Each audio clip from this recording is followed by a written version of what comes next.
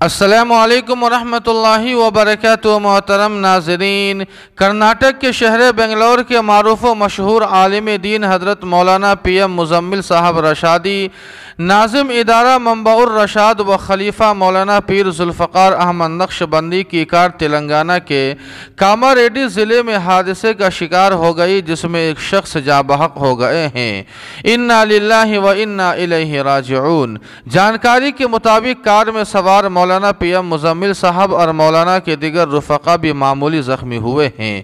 آپ کو بتلا دیں کہ مولانا پی ایم مزمل صاحب مہاراشٹر کے پربھنی میں ایک پروگرام میں شرکت کرنے کے بعد پیر کی دیر رات بنگلور واپسی کے لیے براہ Kamareddy by pass Hyderabad airport جا رہے تھے۔ بتایا جا رہا ہے کہ انہیں آج منگل کی صبح 6 بجے حیدرآباد ایئرپورٹ پر پہنچنا تھا، اس لیے کار کی رفتار بہت تیز تھی، جس کے نتیجے میں کار ایک ڈی سی ایم کو اوورٹیک کرتے ہوئے بے قابو ہو کر حادثے کا شکار ہو گئی۔ آپ کو بتلا دیں کہ حادثہ ایک ڈھابے کے قریب صبح تقریباً 3 بجے کے آس پاس ہوا تھا۔